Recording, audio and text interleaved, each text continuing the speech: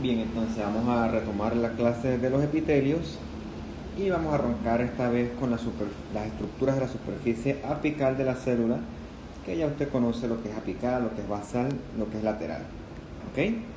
Entonces, una estructura apical que ya yo les he mencionado en las clases anteriores es la microvellosidad, que la microvellosidad la vemos en los órganos o las estructuras del tracto gastrointestinal, que tienen la función de absorber, sobre todo en el intestino delgado y el colon.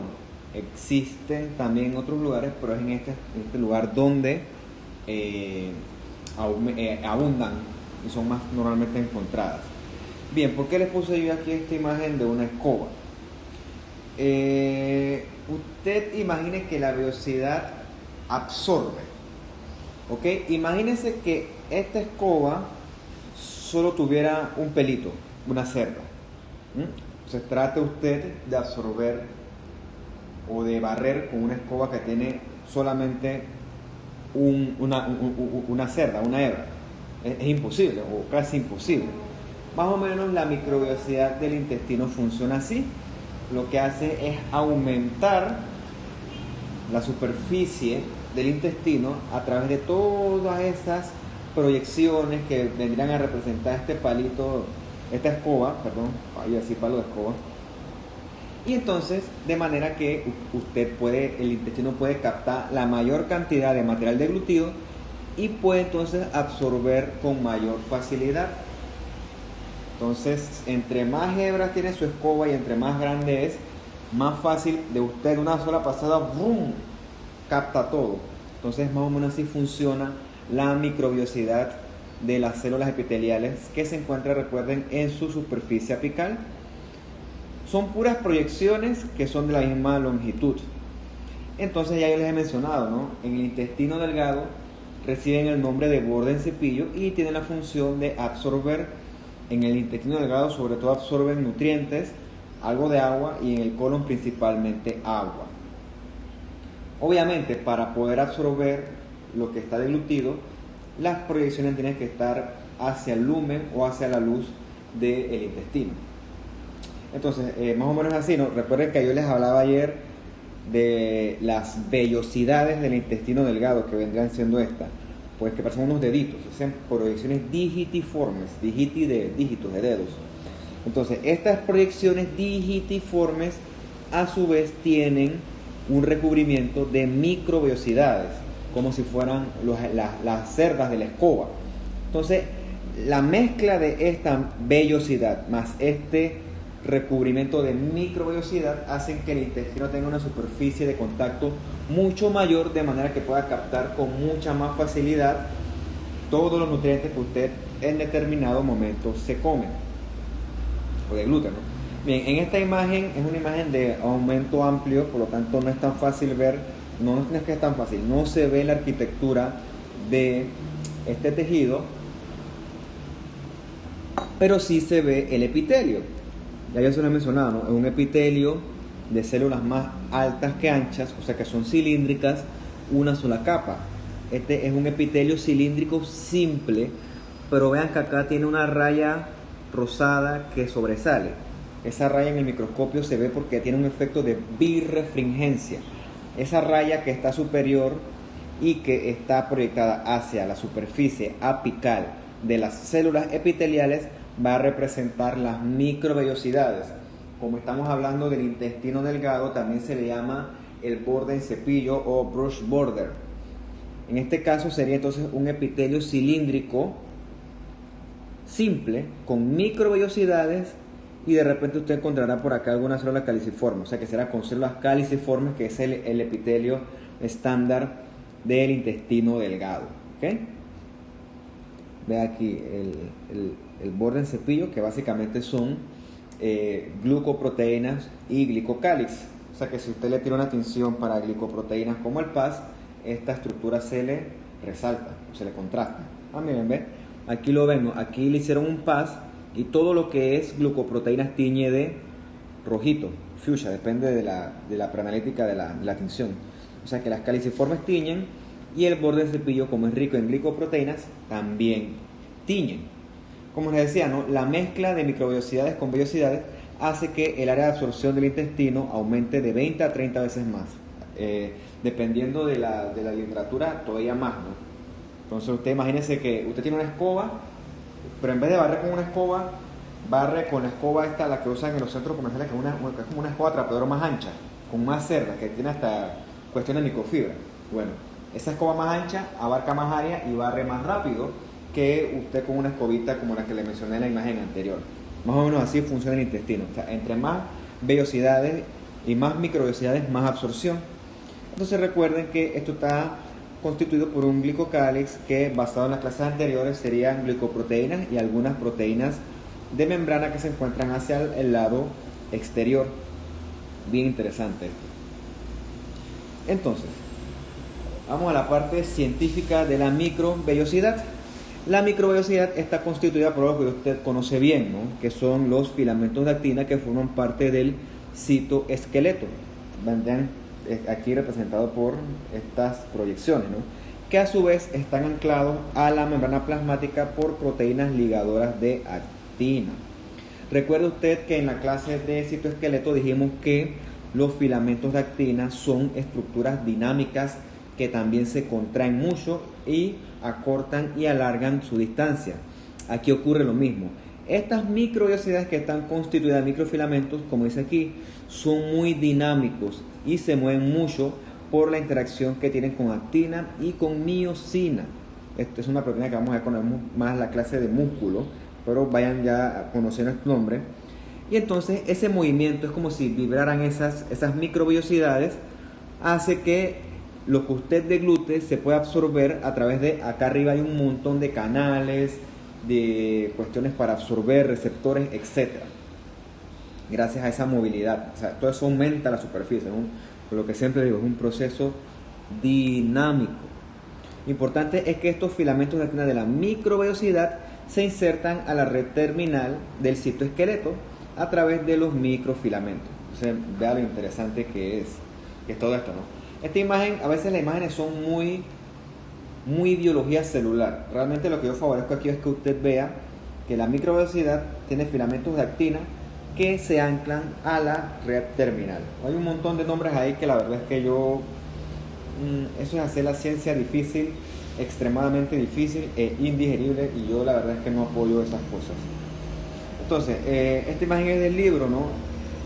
Básicamente para que usted viera, o para que el que lee el libro viera, cómo estas microvellosidades que están aquí proyectadas hacia la superficie, como la parte del citoesqueleto que está representado por filamentos de actina, se mete dentro de la membrana plasmática, hacia adentro del citoplasma, y se une a la red terminal del citoesqueleto. Entonces esto se traduce a la derecha hacia esta imagen de microscopía electrónica, y se ve cómo estas estructuras se unen desde la microvellosidad hasta la red terminal del citoesqueleto. Más para que usted vea cómo se vería. Aquí está esquematizado, ¿no? Cómo lo naranjado penetra hasta dentro de la misma célula. Y esto es lo mismo, ¿no? Solamente para que usted le quede la idea de que la microvellosidad, que es esta proyección, tiene filamentos de actina que eventualmente se unen con la red terminal del citoesqueleto de la célula. Ese es el concepto que yo quiero que usted se lleve el día de hoy. Claro, ¿no? Después con más calma usted lee la leyenda de la imagen y verá que dice otras cosas, pero yo se lo resumo, ¿no? Recuerden que yo facilito, pero el resto, la magia real la hacen ustedes, porque es su función de estudiantes. Bien, ¿por qué son importantes las microvellosidades, no? Hay una enfermedad bien famosa que es como una enfermedad de este siglo, porque cuando yo estudié medicina, la verdad es que yo no recuerdo haber escuchado sobre la enfermedad celíaca, pero ahora usted escucha la enfermedad celíaca en todos lados, ¿no? Y sobre todo le dicen en su nombre comercial o su nombre taquillero, que es la intolerancia al gluten.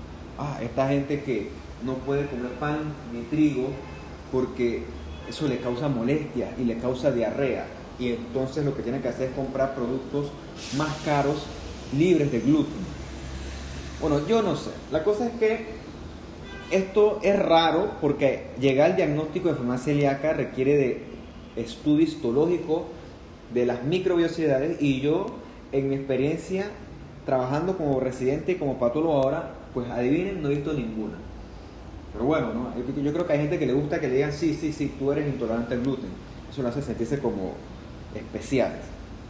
Bueno, en la enfermedad celíaca, la real, o sea, la que tiene una teoría de fondo, importante es que se pierde esta estructura que usted ve acá en la imagen, que es el famoso borde de cepillo que yo les dije, ¿no?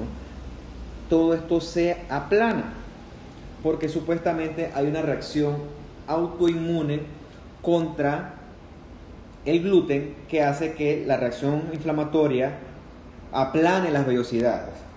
Y como al paciente ese supuestamente las vellosidades se le aplanan, pierde entonces la capacidad de absorber y eso le va a causar una inflamación difusa, en este caso llamada enteritis difusa, ¿no? Enteritis de entero, o sea, de intestino.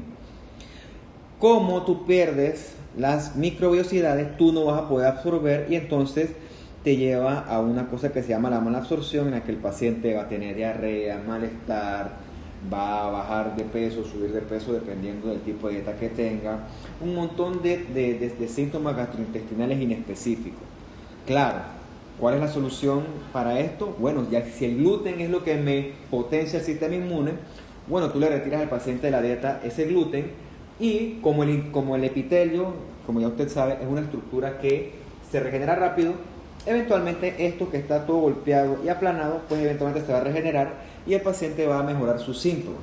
Así es como funciona esto, ¿no? Vean qué interesante es. Entonces, es conocer la histología de las cosas para entender cómo funciona la base de la enfermedad y eventualmente cuando llegue su momento usted lo va a complementar con manejos médicos, con manejos quirúrgicos, si es el caso, no necesariamente en esta enfermedad, pero lo importante es que si usted no lo sospecha, nunca lo va a diagnosticar. Así que esto es aprendizaje, por los cielos de los cielos, amén.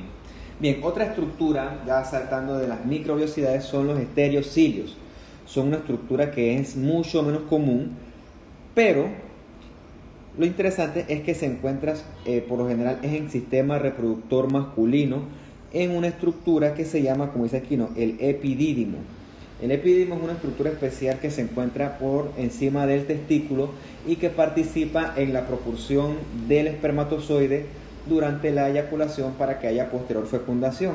Pues como usted sabe, o debe saber, o se imagina, los espermatozoides nacen, maduran y son eyectados desde el testículo hacia la uretra durante la eyaculación. Bueno, entonces, ¿cómo pasa un testículo contra gravedad? ¿Cómo pasa un espermatozoide desde el testículo contra gravedad hacia afuera? Bueno, gracias a la contracción de algunos músculos que vamos a ver, usted va a ver en anatomía y yo se los menciono en la clase de reproductor masculino, y también gracias al movimiento de estos estereocilios, ¿no?, que facilitan también el movimiento de los espermatozoides y también absorber ciertas sustancias que son importantes. No solamente se encuentran en el epidídimo, ¿no?, sino también que se encuentran en oído interno. Cuando vemos la clase de oído, el oído no solamente es para oír, valga la redundancia. En el oído también se encuentra un sistema bien importante que es el sistema vestibular, que es lo que le permite a usted y a mí mantener el equilibrio. Si el sistema vestibular a usted se le friega o se le daña, usted no puede ni siquiera pararse de pie. Pararse de pie es una redundancia. O sea, el sistema vestibular tiene que ver con el equilibrio y cómo usted se ubica espacialmente en el espacio. Es que si estuviera enfrente de ustedes se lo pudiera explicar con más detenimiento. Pero bueno, no se afanen con esto. Esto yo se lo menciono cuando vemos la clase de órganos especiales, que es la última clase, y para que usted vaya integrando todos estos conceptos. Bueno, aterrizando con el estereocilio, ustedes ve que son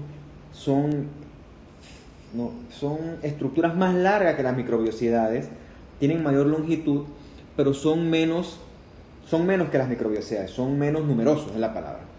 Entonces, esto que usted ve aquí es un epitelio cilíndrico simple, tiene un falto artefacto de estratificación, en este caso con estereocilios. Es un epitelio es bien raro, ¿no? es poco como un velo, y usted lo encuentra en el epidídimo. También los estereocilios están compuestos por microfilamentos. Entonces, ahora los cilios. Los cilios son más comunes y son más, usted lo encuentra en más estructuras del cuerpo.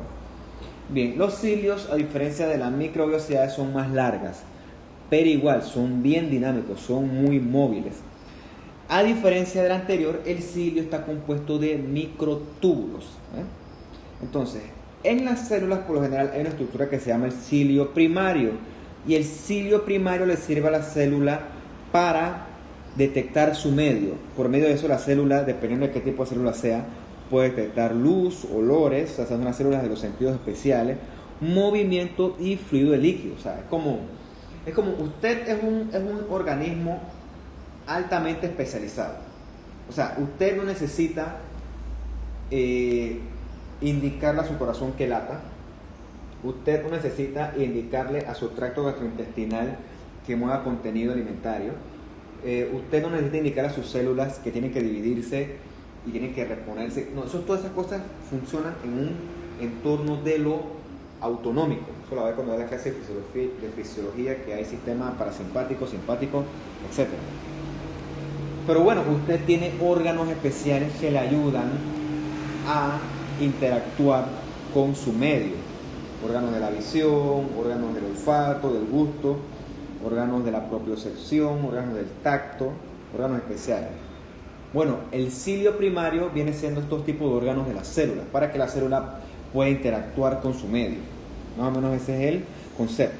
Entonces, esta imagencita que usted ve aquí, simplemente es para que le quede que el cilio está hecho de microtúbulos y que, dependiendo de los estímulos, por ejemplo, el flujo de líquido, él se deforma, y esa deformación de su estructura genera un estímulo dentro de la célula que puede o no llevar a una posible adaptación o una posible contrarrespuesta. Bien, esto que usted ve aquí es una excelente imagen del libro.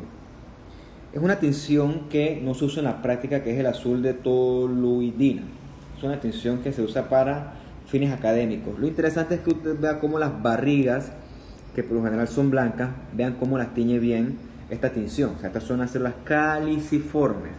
Y esto que usted tiene acá en el fondo son células epiteliales más anchas que altas.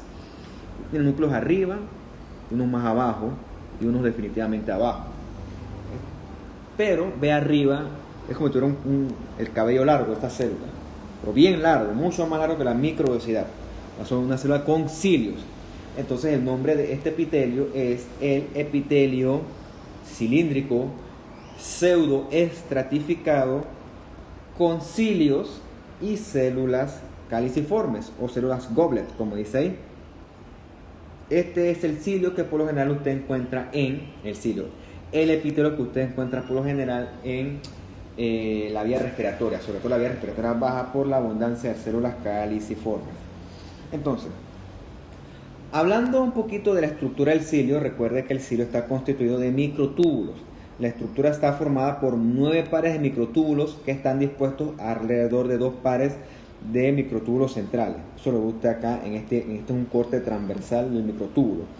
Tiene los 2 circulitos verdes en el medio, y a la periferia de él deberán haber 9 microtúbulos dispuestos alrededor de él. Este ensamblaje del microtúbulo se llama el axonema.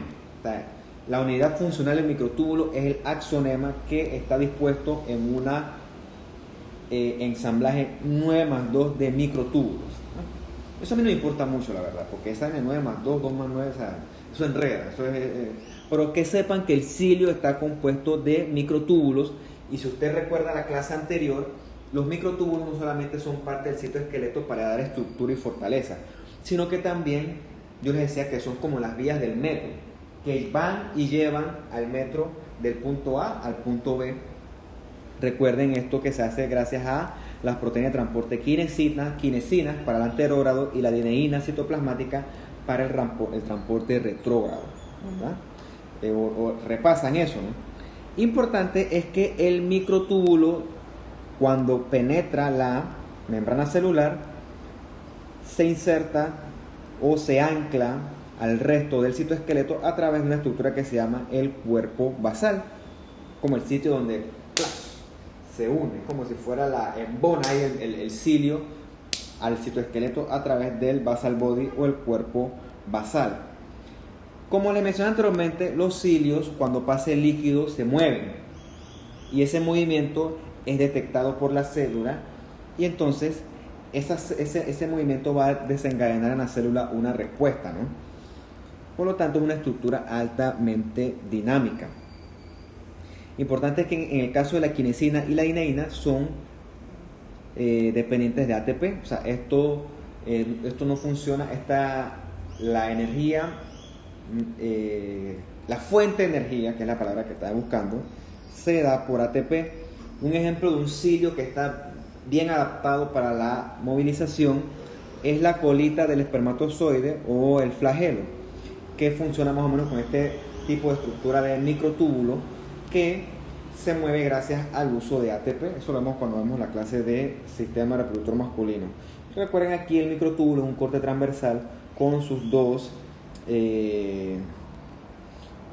microtúbulos centrales y sus 9 microtúbulos periféricos. Esto forma el axonema, que se ancla al citoesqueleto a través del cuerpo basal. Entonces, esta imagen yo creo que ya ustedes la han visto, ¿no? Además está decir, esto es un epitelio cilíndrico pseudo estratificado con cilios. Miren cómo se ven de bonitos los cilios. Probablemente esto es de una vía respiratoria que es más alta, o sea, más cercana al aire, porque no hay caliciformes. A medida que usted va bajando comienzan a aparecer las caliciformes, como en la imagen anterior de la azul toluidina. Entonces vean cómo se ven créditos los cilios y cómo se decreta la pseudoestratificación.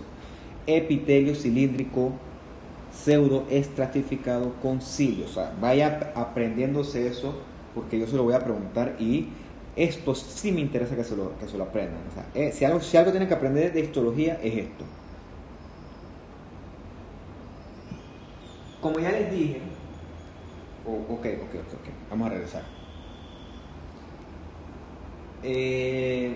Sus pulmones y mis pulmones también manejan secreciones normalmente.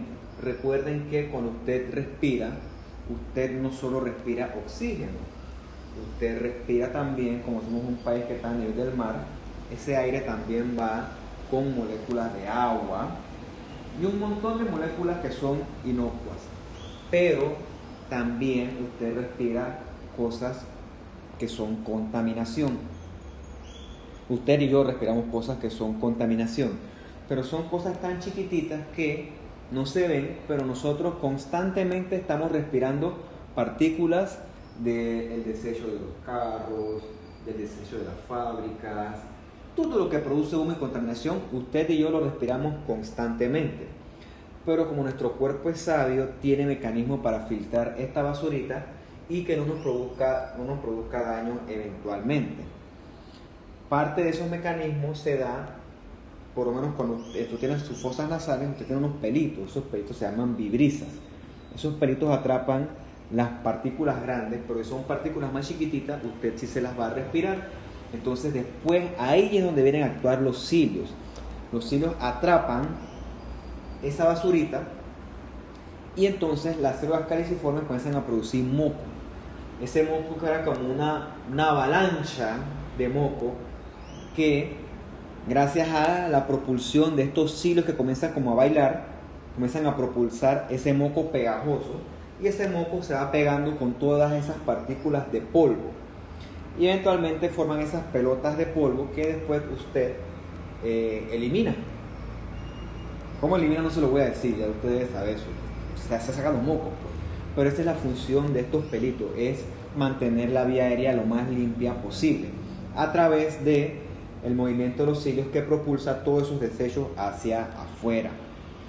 Entonces, en pacientes en donde los cilios son defectuosos, eso significa que ese paciente va a tener problemas para movilizar las secreciones. En este caso dicen síndrome de cilios inmóviles, pero bueno, también se ha descubierto que no es que son inmóviles, sino que se mueven menos o que se mueven incorrectamente. Y está descrito una cosa bien rara que se llama el síndrome de Cartagener. Como el paciente de este síndrome, los cilios de él no funcionan adecuadamente, las secreciones de él se estancan. Y como sus secreciones se estancan, ese pocotón de moco se convierte en sitio para cultivo de bacterias y entonces él comienza a tener infecciones respiratorias a repetición porque sus pulmones y su vía respiratoria no pueden limpiarse. y se estanca todo ese material ahí. Entonces es un paciente que tiene neumonía a repetición. Como característica importante, también él es infértil porque como lo que no sirven son los cilios, sus espermatozoides no van a poder transportarse. Son espermatozoides que sirven, pero las colitas de ellos no sirven. Por lo tanto, cuando el paciente eyacula, es como un carro sin ruedas. Pues el carro del año, la marca más cara que usted quiera, pues un BMW, un Mercedes, pues no tiene ruedas, no sirve. Entonces es un espermatozoide que su colita, su flagelo no sirve y por lo tanto él no puede moverse y el paciente va a ser infértil. Qué interesante es conocer estas cosas para entender cómo funcionan las bases de la enfermedad. Bien, los tipos de epitelio, ya yo se los he hablado bastante, así que yo puedo ir relativamente rápido. Lo que vamos a hacer aquí es repasar las imágenes, pero ya los conceptos usted lo tiene claros. Si no tiene los conceptos claros, yo le recomiendo que hasta esta parte usted haga stop, se detenga y entonces vuelva a revisar lo anterior, porque si no, esto lo va a enredar, porque voy a ir más rápido. Entonces, funcionalmente, que es una clasificación que a mí no me gusta, pero bueno, como el libro lo dice y yo no voy a ir en contra de lo que dice el libro, funcionalmente el epitelio, hay dos tipos de epitelio. Hay epitelios que recubren, como su piel, como el epitelio que le recubre su cavidad oral, el epitelio que le recubre su esófago, estómago, intestino, etcétera, cavidades que ya les he mencionado anteriormente, que se llama mesotelio. Y hay otros tipos de epitelios que secretan, que son todos los epitelios glandulares. Pues, ¿cuál es el problema con esta clasificación funcional? Que hay epitelios con función dual, que recubren y que secretan. Por ejemplo, el epitelio del estómago, ¿no? Que usted lo ve aquí esquemáticamente cómo él recubre, pero también tiene células individuales que secretan. Por eso es que esa clasificación no es tan útil y a veces enreda. Pero bueno, yo se lo menciono para que usted lo vea desde un punto de vista menos morfológico y quizás un poco más práctico. Solamente es para mencionárselo. Entonces, hablando de los epitelios de recubrimiento, ya yo les he mencionado hasta el cansancio que dividido en su cantidad de capas, una capa es el epitelio simple y más de una capa es el epitelio estratificado. En este caso, usted ve aquí celulitas aplanadas de una sola capa.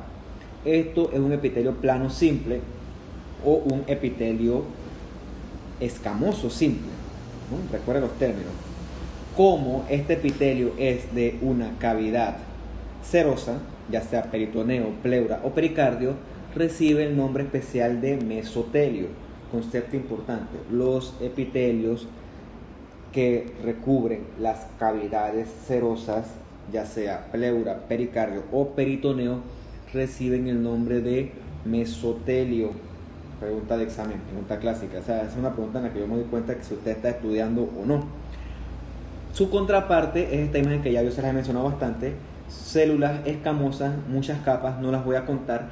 Este es un epitelio escamoso estratificado, no queratinizante, recuérdelo, que es el epitelio clásico del esófago. Son células similares, ambas son escamosas o planas, pero lo que cambia es la cantidad de capas que tienen. A manera de interés, este epitelio es morfológicamente idéntico al que usted encuentra en vagina y en que encuentra en recuerden el pene también. Son epitelios igualitos, planos, escamosos, no queratinizantes. Es muy interesante para que usted vea cómo el mismo epitelio sirve para varias cosas. Claro, lo que cambia entonces es las estructuras de la lámina propia, la cantidad de glándulas. Eso lo vamos a ir integrando a lo largo del curso. Bien, ya esto usted lo sabe. Usted sabe que las células epiteliales son escamosas, planitas, cuboidales, tanto anchas como altas, y columnares, más altas que anchas, y que los núcleos son correspondientes con su respectiva célula, ¿no? Los núcleos escamosos son aplanados, chatitos, los núcleos cúbicos son redondos y centrales, y los núcleos cilíndricos de las células cilíndricas son más alargaditos, como si fuera un cigarrillo más o menos. Esto es más aumento esta es una imagen del libro de cómo se ve un epitelio plano simple de mesotelio, ¿no? un epitelio escamoso de una sola capa.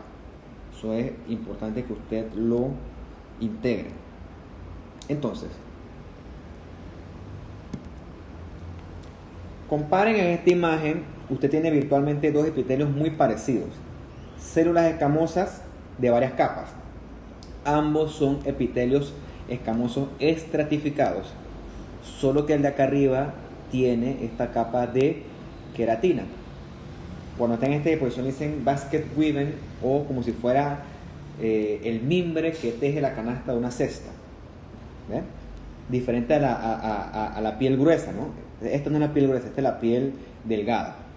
Pero lo importante es que aquí hay queratina, pues, y acá no. Por lo tanto, este de acá arriba es un epitelio escamoso estratificado queratinizante. Y este acá es un epitelio escamoso estratificado no queratinizante. Lo sé porque yo hice la clase, pero este de acá abajo es del cérvix. Entonces usted verá cómo el cérvix y el esófago pues son idénticos. Entonces es para que vea cómo estas células tienen muchas funciones duales. Otra cosa interesante que les voy a mencionar es que usted mira que, oye, este es más rosado y este es más blanco. Bueno, una característica de las estructuras del cérvix y también del esófago es que esta cosa blanca es acumulación de glucógeno. En esos sitios las células escamosas comienzan a acumular glucógeno. Es bien característico de ello. Esto es lo que yo les he mencionado anteriormente. Usted lo lee con más calma.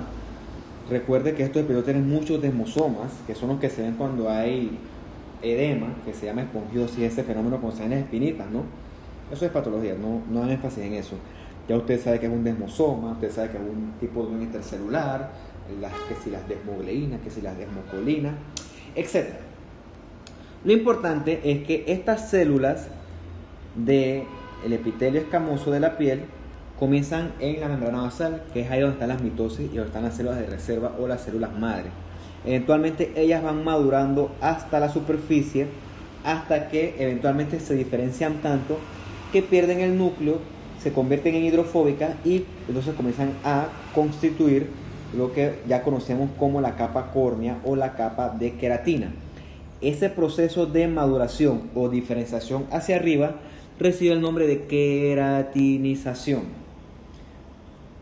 ¿Por qué es importante la queratinización? Bueno, porque los epitelios de la piel necesitan ser impermeables, tanto para que nosotros, los seres vivos o los seres terrestres, no perdamos agua, porque por eso es lo que pasa con los pacientes que son los grandes quemados.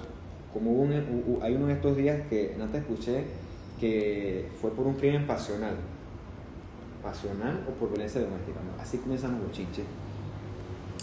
Cuando el paciente se quema o surge una injuria grande a la piel, esta capa de arriba se pierde porque es la capa más superficial y entonces el paciente pierde agua. Por eso es que esos pacientes quemados tienen que ser pacientes de cuidados intensivos porque tienen mucho desequilibrio de agua, y recuerden que el agua siempre va acompañada de electrolitos, por lo tanto va a haber entonces hay un desequilibrio hidroelectrolítico, y como el paciente perdió su barrera de defensa, que es la queratina, también va a ser sitio para que entren microorganismos del medio, hongos, bacterias, etc. Entonces que es una cosa bien valiosa entender por qué la queratina es importante para nosotros los seres terrestres. Ahora, ¿por qué no hay queratina en el de acá abajo? Porque son epitelios que existen en superficies húmedas. Por ejemplo, en la boca, que usted tiene y yo tenemos glándulas salivales que secretan saliva y otras sustancias enzimas que veremos más adelante. No necesito esto porque esto está bien hidratado. Igual en el cérvix hay muchas glándulas, vagina, esófago. Esa es la diferencia. Lo otro, por favor, se lo leen. Ya yo creo que se lo resumí con las imágenes. Entonces, nuevamente para que usted repase las capas de la epidermis. Epitelio escamoso estratificado, ¿verdad? Queratinizante. Claro, hay unas células que son distintas como esta, ¿no? Cuando vemos la piel, veamos que en esta parte del espinoso no solamente hay queratinocitos, hay otras células como son las células de Langerhans, ahí los melanocitos y las células de Merkel. Pero eso lo vemos más adelante. Por ahora, si usted no comprende esto, no va a comprender lo otro. Entonces usted ve aquí, importante es las papilas dérmicas, ¿no? Que eso lo que hace es aumentar la superficie de contacto entre epidermis y dermis y le permite a su piel ser más resistente a abrasiones. Entonces, para repasar, la capa más externa es el estrato córneo, que está constituido de queratina bien diferenciada, ya sin núcleos, que sirve para mantener el medio impermeable. Le sigue acá abajo con muchos granulitos basofílicos, que son granos de queratohialina, la capa granular. Miren, me salté el lúcido, porque esto es una piel gruesa. Es este gris que usted ve acá, aquí no sé, la imagen no es muy buena para él, pero es como una piel gruesa, tiene un estrato lúcido. Entonces, de abajo es el estrato granular, que tiene los granulitos estos. Después viene el más grueso, que es el estrato espinoso, ya usted lo conoce, con los queratinocitos. Y más acá abajo viene la membrana basal con su estrato basal, que es donde usted espera encontrar las mitosis de la piel y por el medio del cual la piel se regenera. Miren qué bonita imagen. Esta imagen es de un cervix. En esta imagen usted tiene dos tipos de epitelio. Este que es el escamoso estratificado y este de acá que es un cilíndrico simple. Vea usted el cambio o la transición de escamoso a cilíndrico. Eso es lo que yo les trato de explicar, que es una metaplasia. Un lugar donde un epitelio maduro cambia a otro maduro en función de un estímulo adecuado. En este caso, este estímulo ocurre de forma fisiológica en el cervix. Esto que usted ve aquí es un cervix.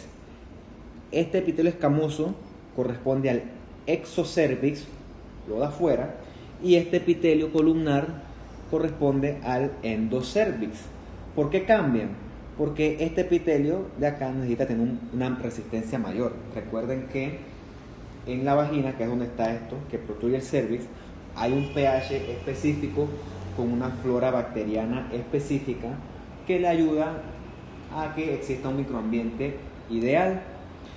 Para resistir eso es necesario un epitelio resistente, como es el epitelio escamoso estratificado. Él resiste todo eso.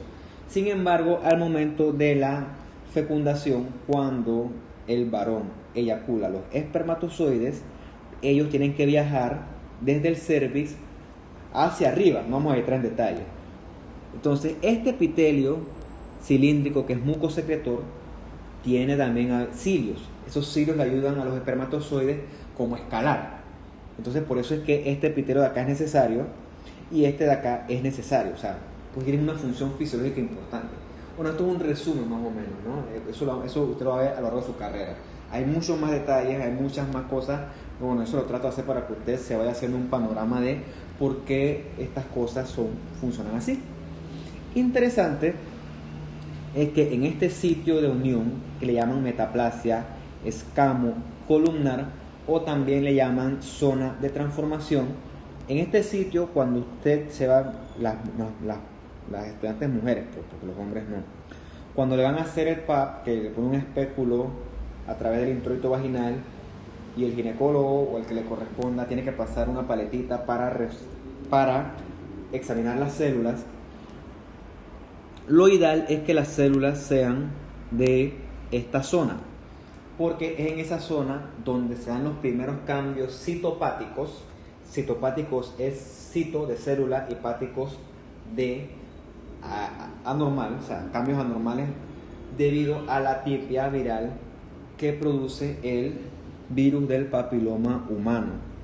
O sea, si usted quiere ver esos cambios tempranamente, tiene que extraer células de esta zona. La tipia viral por el virus del papiloma humano, que puede ser, pero no es que puede ser, que es vista en el microscopio a través de esta técnica, esa célula con ese cambio viral se llama el coilocito. Entonces yo pregunté eso el semestre pasado y nadie me lo supo responder, así que ya queda grabado que lo estoy diciendo, así que estúdienselo. Si les pregunto en el examen, ¿cómo se llama la célula de la tipia viral del HPV, Human Papilloma Virus? Es el coilocito. Entonces cuando usted va al PAP, le raspan es aquí, porque ahí es donde se produce la presunta o la sospechosa atipia viral. Del HPV usted va a hablar hasta el cansancio, porque eso es como una enfermedad que está en boga, ¿no? No vamos a entrar en detalle con eso, porque si no me extiendo la clase. Pero vea la virtualidad de los dos epitelios. Son distintos, pero cada uno tiene una función, y esto es una cosa fisiológica. De nuevo el esófago, ¿no? Hasta el cansancio. Un epitelio escamoso, estratificado, no queratinizante.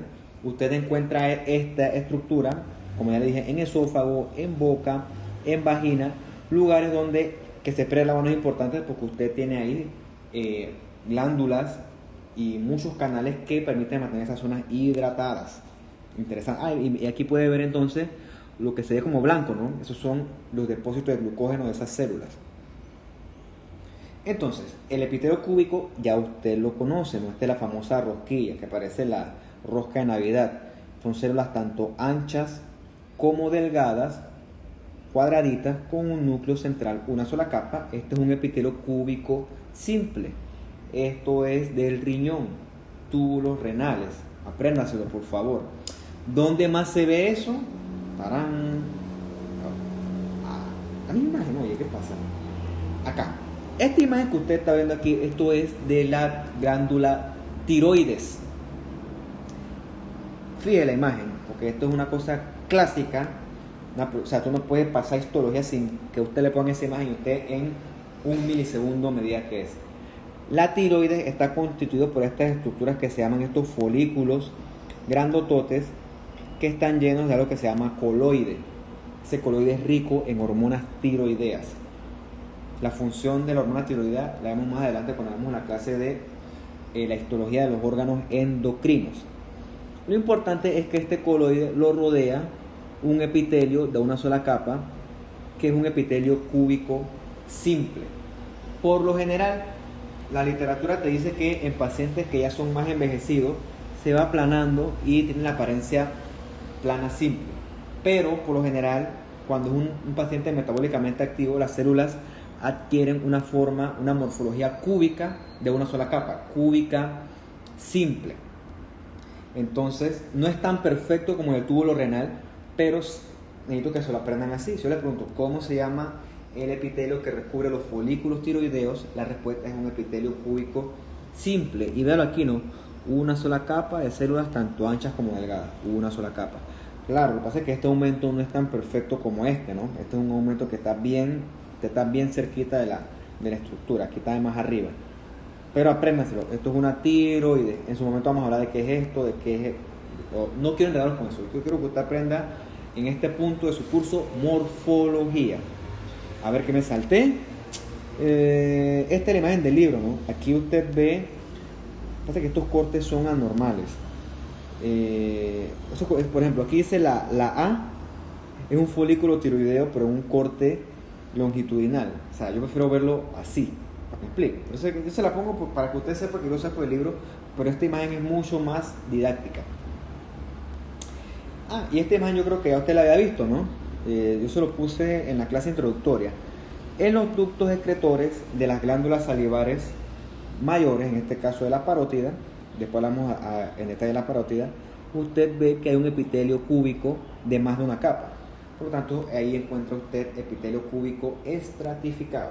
La pregunta fácil del examen: ¿dónde encontramos epitelio cúbico estratificado? En los ductos excretores de las glándulas salivares mayores. Porque es un epitelio raro. Es raro encontrar epitelio cúbico estratificado. Esta es una de las pocas estructuras que yo recuerdo haber leído y en la práctica haber utilizado que mantenga esta disposición así. Y bueno, aquí usted tiene los vacinos serosos. No me habla de eso hoy, no vamos a enredar. Vamos a concentrarnos en nuestra morfología. Y vea usted aquí en esta arteria chiquitita, que es una arteriola, yo creo que ya se los he dicho, el epitelio que recubre, que forma la capa íntima, que es la capa más interna, que está en contacto con la sangre, tiene unas células aplanaditas, ¿no? Una sola capa, un epitelio escamoso simple o epitelio plano simple, que por pertenecer a los vasos se llama endotelio. Ok.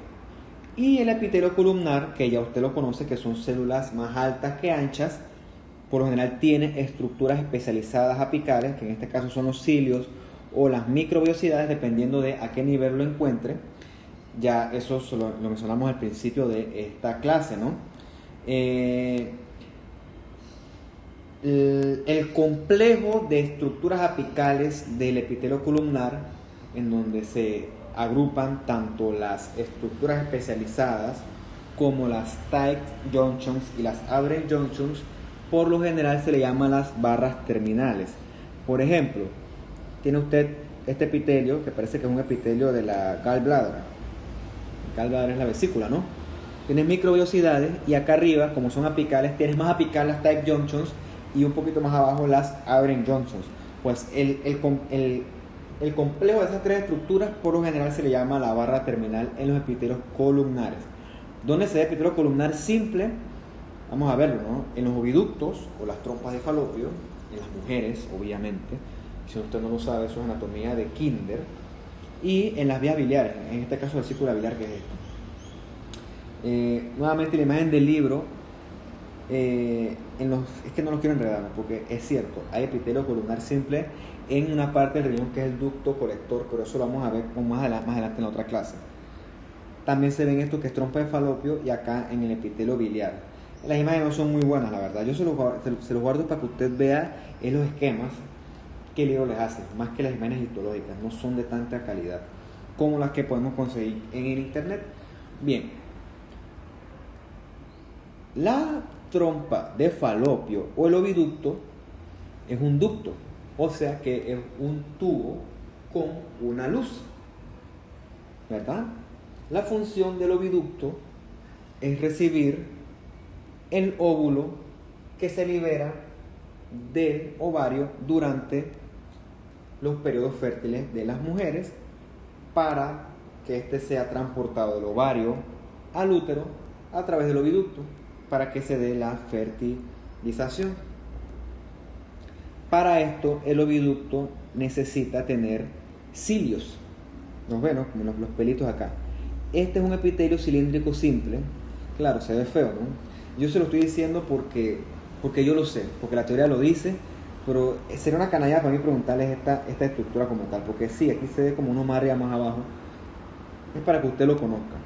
Pero gracias a los cilios de este epitelio cilíndrico simple, ellos van, como si fueran unas manitos que van transportando el óvulo que viene del ovario para que ese óvulo pueda bajar hacia el útero, y cuando el espermatozoide se transportó por ese endocervix y llegó subiendo, se puede encontrar en el endometrio, se puede encontrar entonces ese espermatozoide con ese óvulo y se puede dar la fecundación.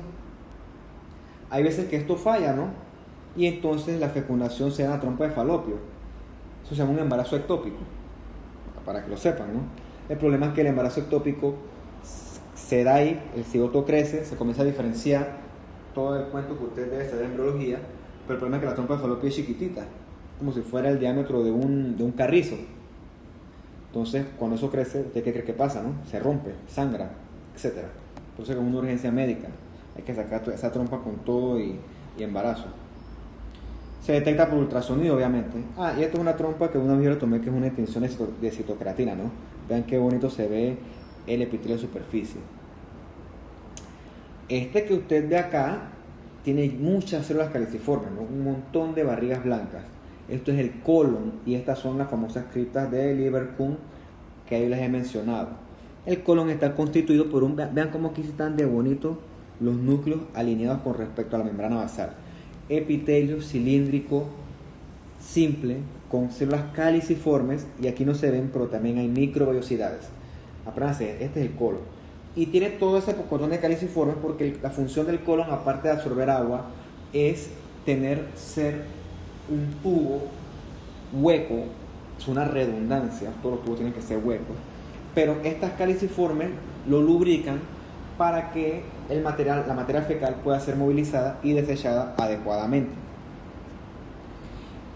Hay uno rarísimo, esto lo menciono para que lo sepan, pero es una cosa muy rara.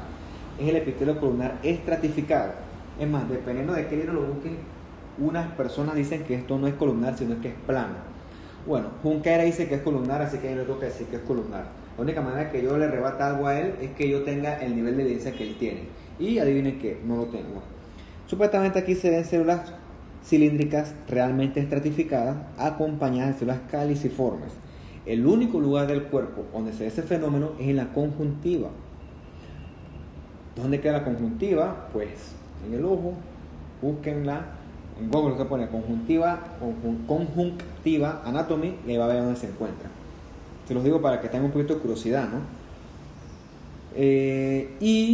Pero tranquilos, eso lo vamos a ver con más calma cuando damos la última clase de órganos especiales. Solo se lo pongo ahí para que ustedes sepan que existen estas curiosidades, pero como esto es tan raro, como dice aquí, de nada me sirve a mí preguntar, es algo raro. Finalmente existe también este epitelio transicional, que también se le conoce como urotelio, y es el epitelio que se encuentra en el tracto urinario, o sea que comienza en el riñón con las pelvis renales, sigue con los uréteres, luego la vejiga y parte de la uretra. Es un epitelio especial porque a simple vista parece un epitelio escamoso estratificado, pero tiene en su superficie estas células más grandes y más irregulares. Dependiendo de donde usted lo encuentre, dicen que parecen como unos domos. Y dicen que paraguas, células umbrella. Bueno, en este imagen sí parecen paragüitas, por algunas imágenes que definitivamente no. Esta capa de acá arriba, la superficial, se llama células de paraguas o células umbrella. La función de esta capa es proteger el epitelio de la orina, porque usted recuerda que la orina es un ultrafiltrado de la sangre. La sangre se filtra en el riñón y todo lo que es necesario se desecha por la orina. El riñón es un filtro. A veces esa sangre está muy cargada de solutos, en este caso sales, y son orinas muy hipertónicas que pueden ser citotóxicas. Entonces las umbrelas protegen estas estructuras de esos efectos citotóxicos de orinas hiperosmolares. Y el urotelio es así, células que son más que morfología escamosa plana, son células que son irregulares, porque ellas se pueden distendir y se pueden achicar dependiendo de que si la vejiga está llena o está vacía. Vamos a verlo con más detalle cuando vamos a la parte del sistema urinario, ¿no? Entonces por eso es que le decía, ¿no? Supuestamente esta de acá arriba son las células paraguas, por eso no parece ni una célula paraguas, pero esta sí. Entonces es difícil identificarlas, pero sepan que el urotelio tiene estas células paraguas que son características de él y sirven para protegerlo del efecto citotóxico de la orina. Esta imagen la conseguí en internet y vean también, ¿no? No parecen umbrelas como tal, pero sí son diferentes al resto de las capas del urotelio. Entonces lo importante es que usted vea que lo que diferencia esto es que estas células son más irregulares que las que vemos en las células escamosas. En el epitelio escamoso los bordes celulares son más fácilmente distinguibles, ¿no? Aquí pareciera que hubiera como un overlapping o una sobreposición de núcleos. Eso no se ve en los epitelios escamosos, y usted también debe sospechar e identificar la superficie de células paraguas, que son células con un citoplasma más abundante, por lo tanto se ven más eosinofílicas, como la de acá. Esta de acá me gusta más, es más bonita. Entonces, y el columnar pseudoestratificado ya usted lo conoce, ¿no? Los núcleos que son cilíndricos están a distintos niveles, por eso es que no es una estratificación verdadera, es una pseudoestratificación. El epitelio clásico que cumple esta condición es el epitelio de la vía respiratoria, que va acompañado de sus caliciformes y sus cilios, que ya el cilio lo vimos anteriormente. Entonces, por lo general se le conoce como epitelio cilíndrico pseudoestratificado con cilios, con o sin células caliciformes. Si usted las ve, si las ve es obviamente con caliciformes, y si no las ve es sin caliciformes. Ok, yo creo que ya le había hablado esto en la parte de las metaplasias, ¿no? Existe una condición que se llama la bronquitis crónica, ¿no? Que eso forma parte del espectro de lo que dicen EPOC, que es la enfermedad pulmonar obstructiva crónica, que por lo general se ve en los pacientes fumadores. En un principio, ese humo que es irritativo y es tóxico, ese humo lo que hace es que estimula a la producción de más moco a través de las células caliciformes. Entonces comienzan a sintetizarse más caliciformes y el paciente produce mucho moco, por eso que los tosen mucho, para tratar de, a través del reflejo de la tos, limpiar ese exceso de secreción que le produce la irritación constante de ese humo. Humo malo, ese humo es malvado. Eventualmente, el exceso de moco va a superar la cantidad de cilios. Y esos pacientes pueden comenzar a retener mocos, como en el caso anterior. Y entonces, el paciente es muy sintomático, eso le provoca muchos síntomas. Va a llegar el punto en donde este humo, la exposición sea tan constante, que entonces el epitelio decide: chuleta, ya no puedo más, me tengo que transformar. Y hace metaplasia escamosa, que es un epitelio que es más resistente al humo, pero que entonces pierdes la capacidad de secretar moco. Entonces, todo eso viene por un costo, ¿no? Eventualmente sí, tú me dices: wow, me protegí. Pero el problema es que si la injuria sigue o la lesión sigue, este epitelio escamoso puede transformarse a un carcinoma escamoso. Por eso es que el cigarrillo, no te lo vea, es malo. Pero no te lo vea. Lo bueno es que en Panamá hay buenas políticas anti-tabaquismo. Entonces, por ejemplo, ¿no? En un principio, este es un epitelio cilíndrico pseudoestratificado, lleno de caliciformes y con sus cilios. El paciente fumador. Eventualmente, si la injuria sigue, este epitelio se puede transformar de esto de acá arriba a esto de acá abajo, con un epitelio escamoso franco, igualito al de la piel o al del esófago. Él se transformó en esto para poder defenderse de el humo constante, de la irritación constante. Claro, esto lleva un costo. Eventualmente, si esto sigue, esta metaplasia se puede poner displásica y eventualmente neoplásica y eventualmente neoplásica maligna. Eso pasa y pasa bastante. Vamos a dejar la clase hasta ahí. Ya finalmente yo termino con la parte de las glandulitas y ahí terminamos con los epitelios. Entonces, si tienen preguntas, dudas, me hacen saber. Y bueno, me despido por hoy. Chao, que estén bien.